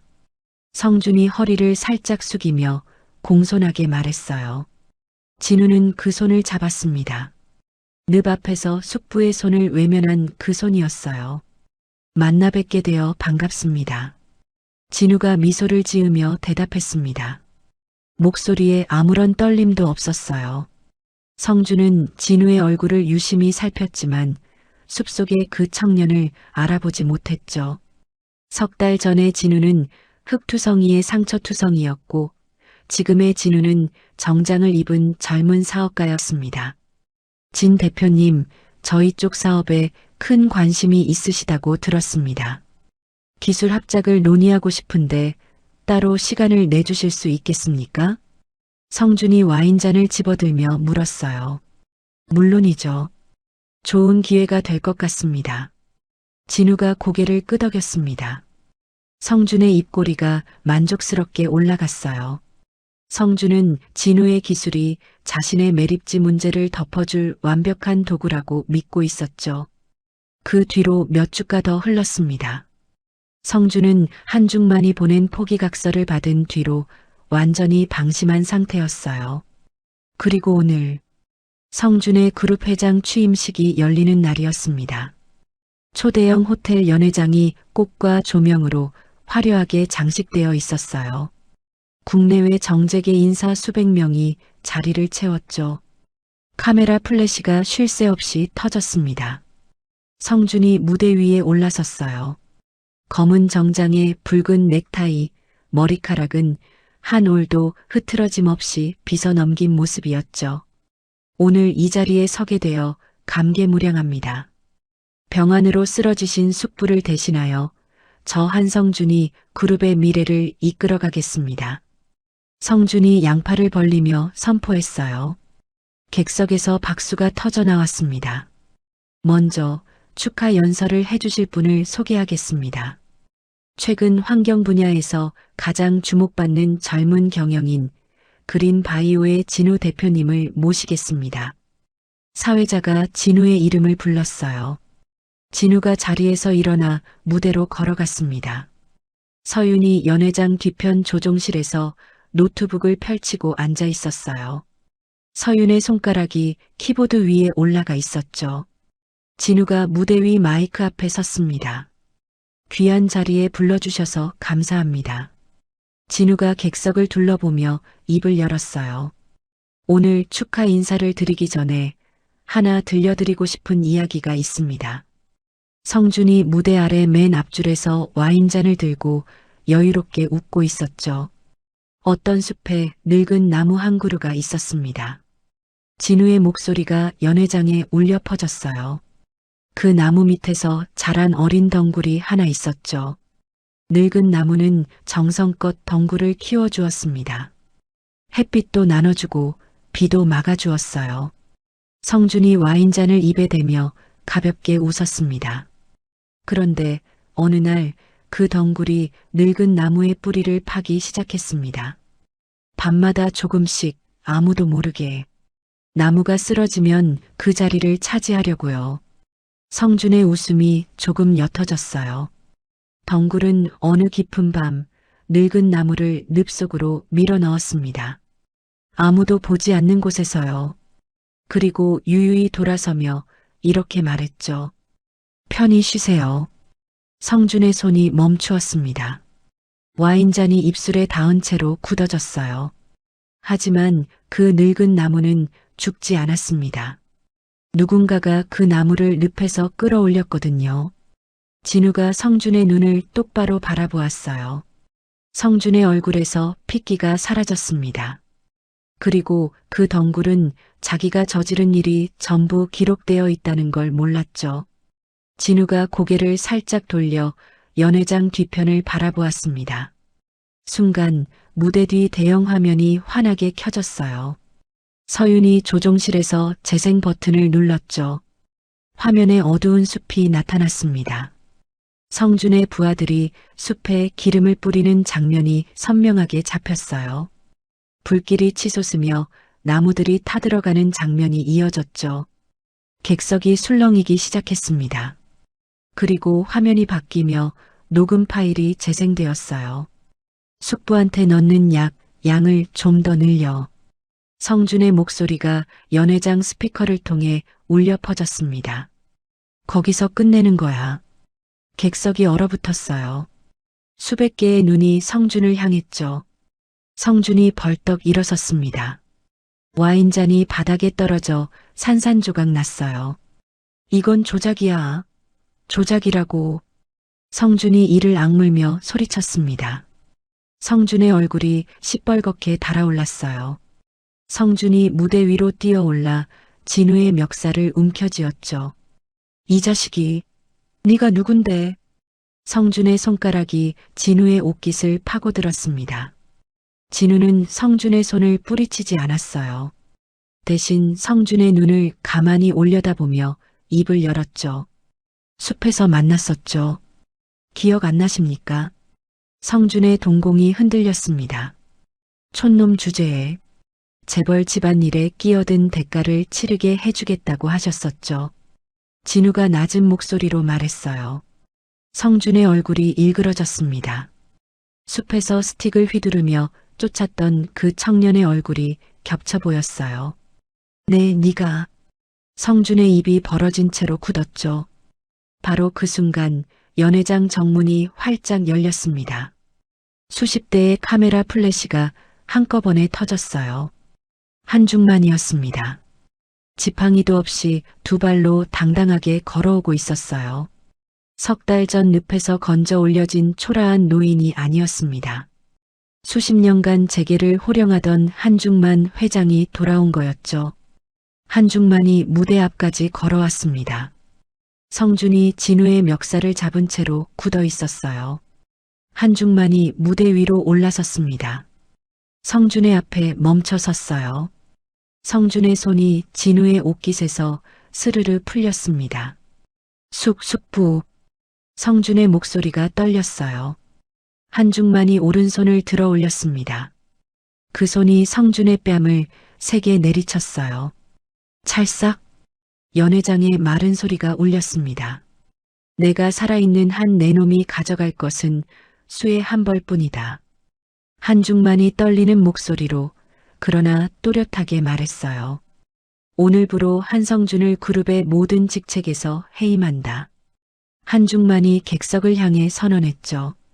성준의 다리가 풀리며 한쪽 무릎이 무대 바닥에 닿았습니다. 연회장 뒤편문이 열리며 검찰 수사관 6명이 들어왔어요. 한성준 씨 살인미수, 횡령, 방화 및 환경범죄 혐의로 체포합니다. 수사관이 영장을 펼쳐 보이며 성준의 팔을 잡았죠. 이건 내 회사다. 내 회사라고. 성준이 발버둥 치며 소리쳤어요. 하지만 수갑이 채워지는 차가운 쇠소리가 성준의 절규를 삼켰습니다. 수사관들이 성준을 끌고 연회장 밖으로 나갔어요. 성준의 비명이 복도 끝까지 울리다가 점점 작아졌죠. 연회장 안이 조용해졌습니다. 진우가 무대 아래로 내려왔어요. 서윤이 조종실에서 나와 진우에게 다가왔죠. 다 찍었어. 서윤이 카메라를 들어 보이며 말했습니다. 진우가 서윤을 바라보았어요. 서윤도 진우를 바라보았죠.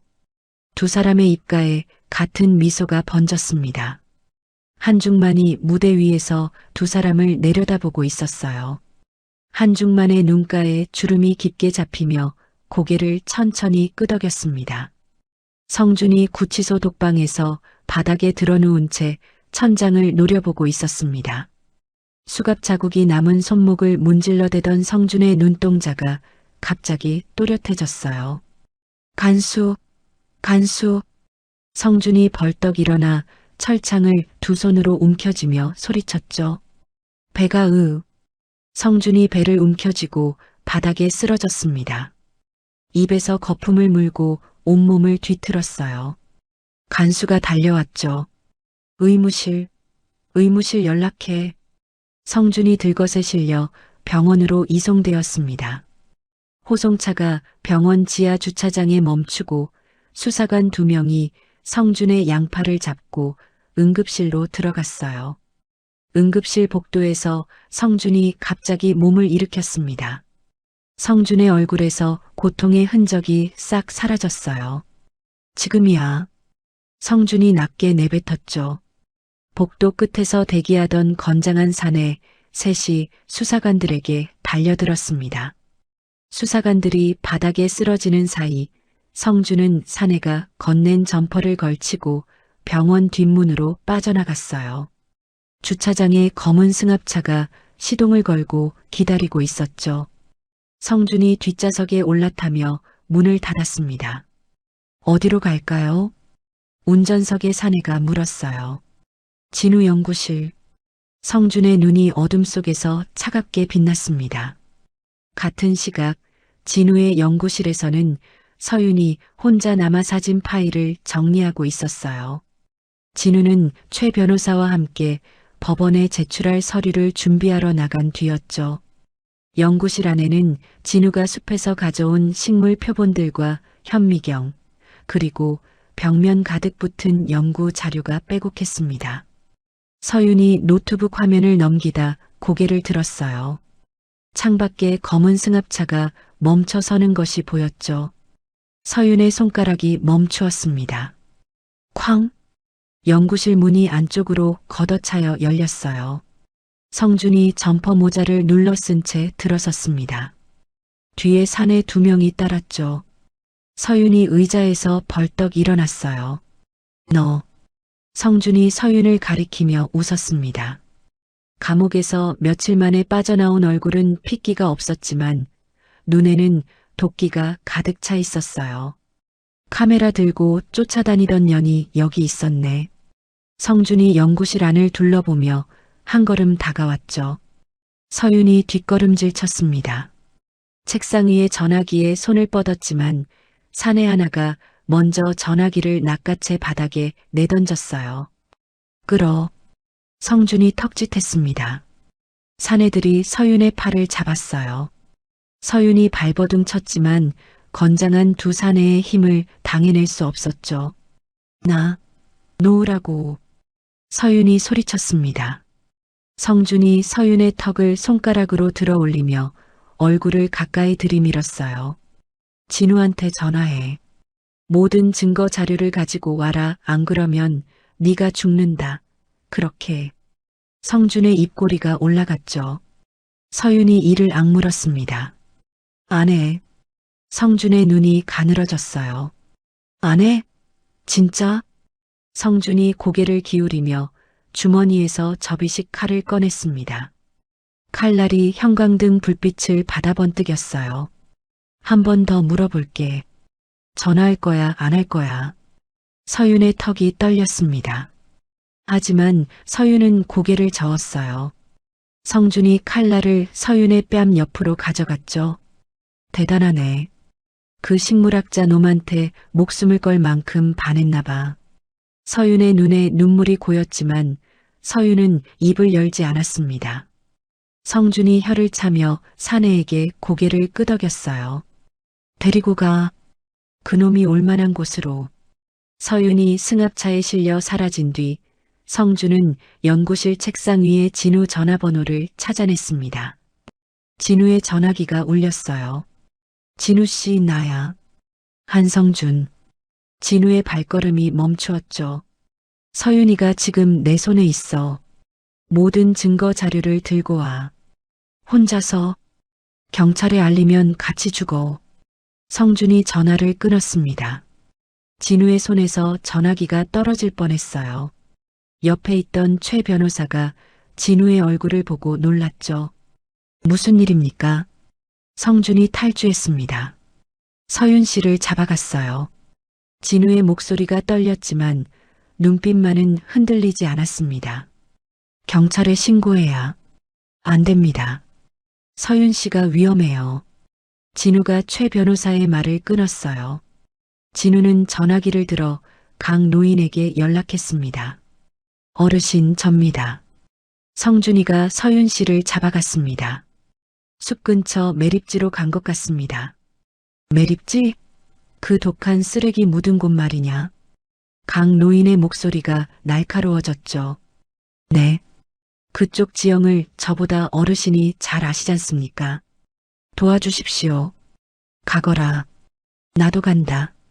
진우가 전화를 끊고 차 열쇠를 집었어요. 진우 씨, 혼자 가면 안 됩니다. 최 변호사가 진우의 팔을 잡았죠. 최 변호사님은 경찰에 연락해 주십시오. 저는 먼저 가겠습니다. 늦으면 서윤 씨가 위험합니다. 진우가 최 변호사의 손을 뿌리치고 밖으로 뛰어나갔습니다. 매립지는 숲 초입에서 산길을 따라 30분을 더 들어간 곳에 있었어요. 풀이 죽어 누렇게 변한 땅 위로 드럼통과 비닐 조각들이 흩어져 있었죠. 매캐한 냄새가 코를 찔렀습니다. 성준이 매립지 한가운데에 서 있었어요. 서윤은 드럼통에 묶여 앉아 있었죠. 입에 테이프가 붙어 있었지만 서윤의 눈은 겁에 질리지 않았습니다. 서윤의 시선이 성준을 쏘아보고 있었어요. 서윤은 묶인 손목을 비틀어 팔찌의 마개를 열었습니다. 진우가 만들어준 특수 식물 향료가 팔찌 안에 들어 있었어요. 진한 풀 냄새를 가진 액체가 드럼통 아래 땅바닥으로 스며들었죠. 성준이 매립지 곳곳에 기름을 뿌리고 있었습니다. 여기가 내가 끝나는 곳이면 다 같이 끝나는 거야. 성준이 라이터를 꺼내 들며 중얼거렸어요. 진우는 강 노인이 알려준 매립지 지하수로 입구를 찾아 어둠 속으로 들어갔습니다. 수로는 좁고 축축했지만 진우는 몸을 낮추고 빠르게 기어갔어요. 수로 끝에서 올라오자 성준의 등 뒤편 드럼통 더미 사이였죠. 바람에 실려오는 풀 냄새가 코를 건드렸습니다. 서윤 씨 향료다. 진우가 냄새를 따라 고개를 돌렸어요. 서윤이 묶여있는 곳이 보였습니다. 진우는 숨을 죽이고 드럼통 사이를 기어갔어요. 성준이 라이터를 켜려 엄지손가락에 힘을 주었습니다. 멈춰요. 진우가 드럼통 뒤에서 벌떡 일어서며 소리쳤어요. 성준이 몸을 돌렸죠. 왔네. 성준이 웃었습니다. 불 붙이면 당신도 죽습니다. 이 매립지 땅속에서 독한 가스가 올라오고 있어요. 여기서 불꽃 하나 튀는 순간 이 일대가 전부 날아갑니다. 진우가 한 발 다가서며 말했어요. 성준의 웃음이 멈추었습니다. 거짓말 마. 겁주려고 하는 거잖아. 거짓말이 아닙니다. 코로 맡아보세요. 이 냄새가 그 가스예요. 성준이 코를 킁킁거렸어요. 매캐하고 달큼한 냄새가 확실히 코를 찔렀죠. 성준의 얼굴에 불안이 스쳤습니다. 진우가 그 틈을 놓치지 않았어요. 진우는 매립지에 오기 전에 준비해둔 소화분말 주머니를 품에서 꺼내 성준의 발밑에 던졌습니다. 하얀 가루가 퍼지며 성준의 시야를 가렸죠. 성준이 라이터를 켰지만 습한 가스와 소화분말이 뒤섞인 공기 속에서 불꽃이 살아나지 못했어요. 안 켜져. 왜 안 켜져? 성준이 라이터를 연거푸 튕겼지만 소용없었죠. 진우가 달려들어 서윤의 결박을 풀었습니다. 서윤이 입에 테이프를 뜯어내며 숨을 몰아쉬었어요. 서윤 씨, 괜찮아? 괜찮아. 빨리 여기서 나가자. 성준이 라이터를 내던지고 품에서 칼을 꺼내 들었습니다. 아무데도 못 가. 성준이 칼을 휘두르며 진우에게 달려들었어요. 진우가 서윤을 뒤로 밀치고 성준과 맞섰습니다. 칼날이 진우의 팔을 스쳤어요. 진우가 이를 악물고 성준의 칼을 쥔 손목을 잡았죠. 두 사람이 뒤엉켜 매립지 바닥을 뒹굴었습니다. 진흙과 기름이 뒤범벅된 땅 위에서 진우와 성준의 몸이 엉켰다 풀렸다를 반복했어요. 진우가 성준의 손목을 비틀어 칼을 떨어뜨렸죠. 성준이 주먹으로 진우의 턱을 가격했습니다. 진우가 고개를 돌리며 버텼어요. 왜 이렇게 즐긴 거야? 풀이나 뜯던 놈이. 성준이 진우의 목을 잡으며 으르렁거렸죠. 진우가 성준의 손을 뿌리치고 무릎으로 성준의 배를 가격했습니다. 성준이 헛구역질을 하며 뒤로 비틀거렸어요. 성준의 발이 기름에 젖은 진흙 위에서 미끄러졌죠. 몸이 뒤로 휘청거리며 검은 수렁 쪽으로 밀려났습니다. 매립지 한쪽에 폐기물이 녹아내려 만들어진 검은 진흙 웅덩이가 있었어요. 성준의 등이 그 수렁 가장자리에 닿았죠. 진흙이 성준의 발목을 잡았습니다. 뭐야 이게. 성준이 발을 빼려 했지만 진흙이 종아리까지 빨아들였어요. 안 돼. 빠진다. 빠져. 성준이 팔을 허우적거리며 비명을 질렀죠. 석 달 전 한중만이 늪에서 질렀던 비명과 같은 소리였습니다. 진우가 서윤의 팔을 잡고 수렁에서 물러나며 성준을 내려다보았어요. 당신이 이 땅에 묻은 독이 당신을 잡아먹고 있는 겁니다. 진우의 목소리는 차가웠습니다. 살려줘. 제발. 성준이 허리까지 빠지며 두 팔을 내저었어요. 진우는 돌아서서 서윤의 손을 잡고 걸었습니다. 한 발자국도 되돌아가지 않았죠. 매립지 입구에 경찰차 서너 대가 들이닥쳤어요. 강 노인이 경찰을 이끌고 온 거였습니다. 경찰이 수렁에 빠진 성준을 밧줄로 끌어올렸어요. 검은 진흙이 온몸에 들러붙은 성준의 모습은 처참했죠. 수갑이 다시 채워졌습니다. 성준은 경찰차에 실리면서도 진우를 노려보았어요. 끝난 줄 알아? 안 끝나. 성준의 외침에 진우는 고개조차 돌리지 않았습니다. 서윤이 진우의 품에 얼굴을 묻었어요. 서윤의 어깨가 떨리고 있었죠. 참고 있던 것이 한꺼번에 쏟아져 나오는 떨림이었습니다. 진우가 서윤의 등을 감싸 안았어요. 끝났어. 이제 끝났어.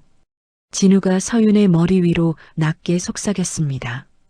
서윤이 고개를 들어 진우의 얼굴을 올려다보았어요. 진우의 팔에서 피가 흘러 소매를 적시고 있었죠. 팔에 피나고 있어. 괜찮아. 긁힌 거야. 진우가 웃으며 대답했습니다. 서윤이 자기 소매를 뜯어 진우의 팔에 감았어요. 서윤의 손가락이 떨렸지만 매듭 만큼은 단단했죠. 강 노인이 두 사람에게 다가왔습니다. 다쳤구나. 강 노인이 진우의 팔을 살피며 말했어요. 어르신이 안 오셨으면 큰일 날 뻔했습니다. 진우가 고개를 숙이며 인사했죠. 경찰한테 연락은 그 안경잡이 변호사가 했어. 나는 길만 안내한 거야. 강 노인이 퉁명스럽게 말하며 고개를 돌렸습니다. 하지만 강 노인의 입꼬리가 살짝 올라간 것을 서윤은 보았어요. 경찰차들이 하나씩 떠나고 매립지에 저녁 어둠이 내려앉았습니다. 한 달 뒤 법원 앞은 취재진으로 가득 찼습니다. 성준이 수갑을 찬 채 법정 안으로 끌려 들어갔어요.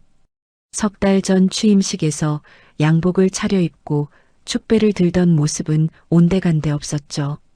구겨진 죄수복에 푹 꺼진 눈, 갈라진 입술만이 남아 있었습니다. 재판장이 판결문을 읽었어요. 피고인 한성준에 대하여 살인미수, 납치, 방화, 환경범죄, 횡령 등 모든 혐의를 유죄로 인정합니다. 성준의 어깨가 움찔했죠. 주문. 피고인을 무기징역에 처한다. 법정 안이 술렁였습니다. 성준이 고개를 떨구었어요.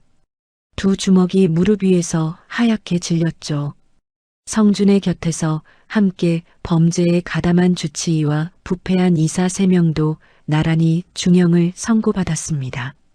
재산은 전부 몰수당했어요. 법원 밖에서 진우와 서윤이 나란히 서서 판결 소식을 들었습니다. 서윤이 길게 숨을 내쉬었어요. 정말 끝난 거지? 끝났어. 진우가 고개를 끄덕이며 대답했죠. 서윤이 하늘을 올려다보았습니다. 맑은 하늘이었어요. 일주일 뒤 한중만 회장이 기자회견을 열었습니다. 수백 대의 카메라 앞에 선 한중만은 양복 대신 편안한 차림이었어요. 오늘부로 저 한중만은 경영 일선에서 완전히 물러납니다. 기자들이 술렁였죠. 대신 제가 가진 모든 재산을 진우 대표와 서윤 작가가 이끌 생태보건재단에 기부하겠습니다.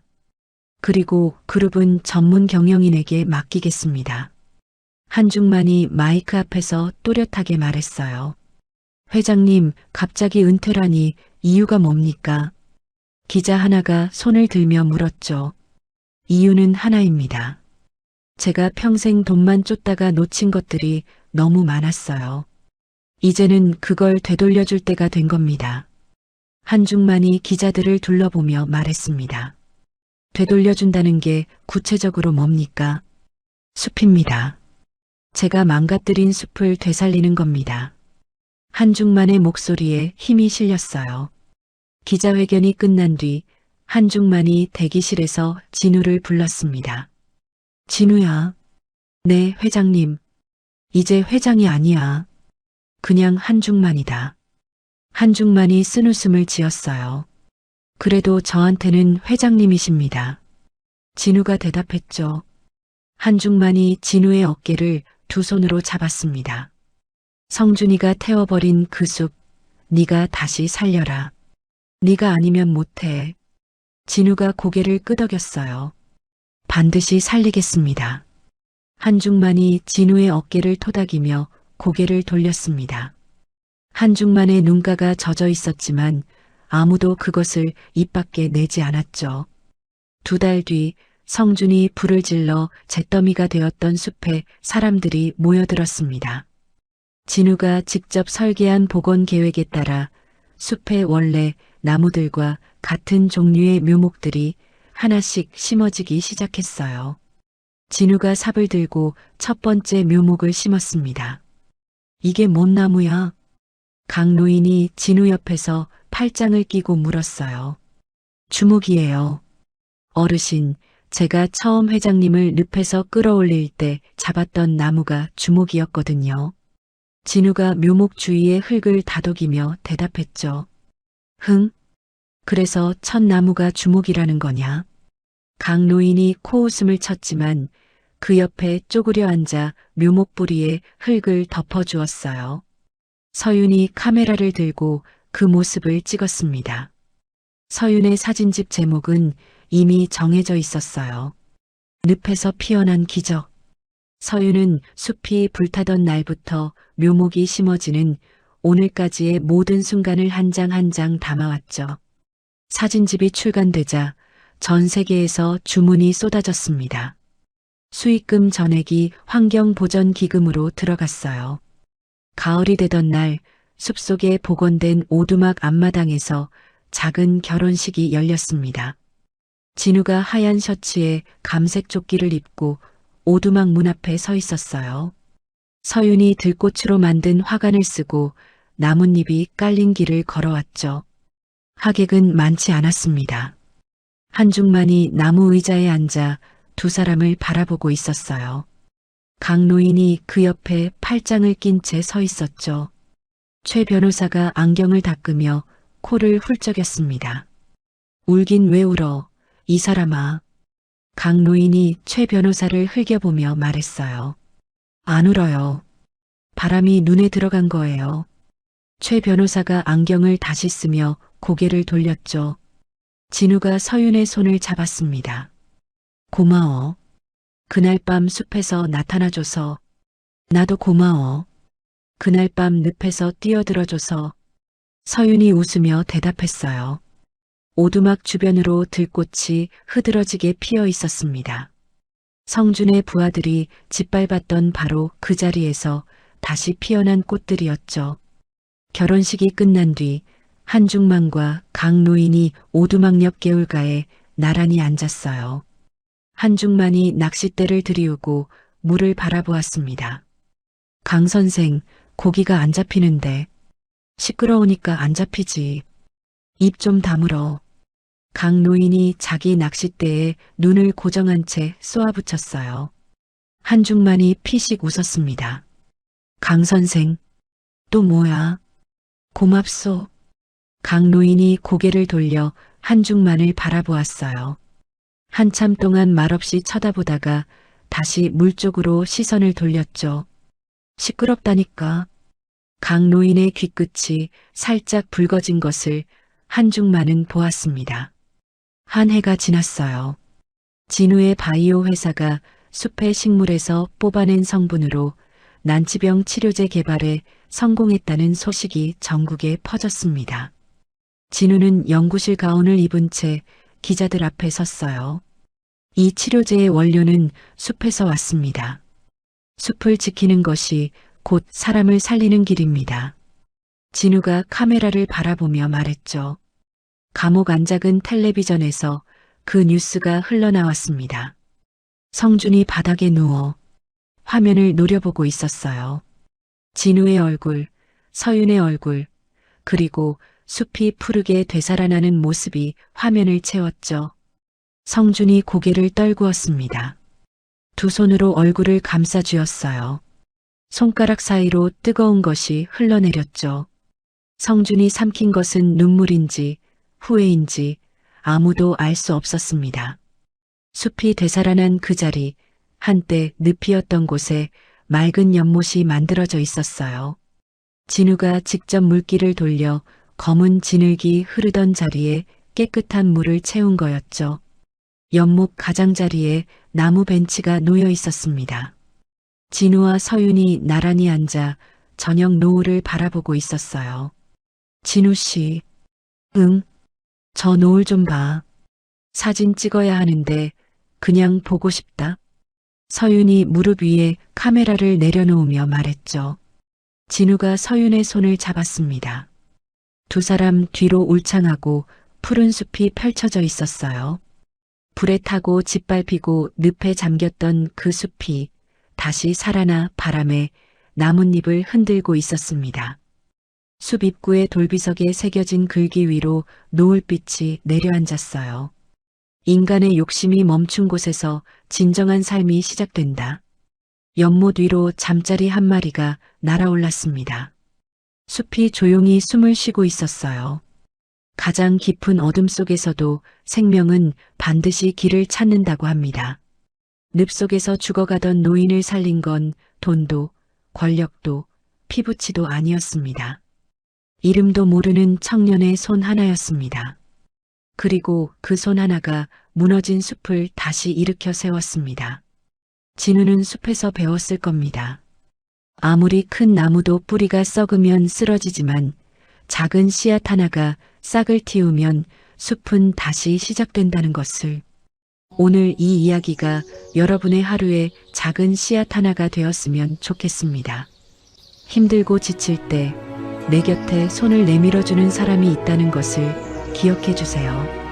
그리고 여러분 자신이 누군가에게 그런 사람일 수도 있다는 것을요. 이야기를 끝까지 들어주셔서 감사합니다. 누군가의 이야기 속에서 당신의 마음이 쉬어갈 수 있길 바랍니다. 구독과 좋아요로 이 따뜻한 여정을 찬란 사연과 함께 해주세요. 다음 이야기에서 또 만나요.